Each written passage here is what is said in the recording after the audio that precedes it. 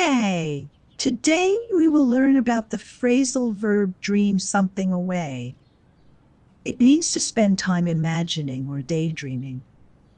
You use it when someone passes time lost in pleasant thoughts. The something means something. For example, she dreamed her afternoon away. This means she spent the afternoon daydreaming. You can say he dreamed the hours away too. Remember, dream something away needs an object. You cannot say she dreamed away. That is wrong. You can say dream your time away or dream the morning away. It is a separable phrasal verb. This means you can put the object between dream and away. For example, dream your afternoon away or dream away your afternoon. Use it to talk about passing time in your imagination.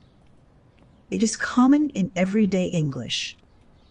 Be careful not to confuse it with daydream, which means to have pleasant thoughts.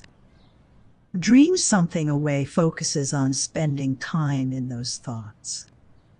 Now try using dream something away in your sentences.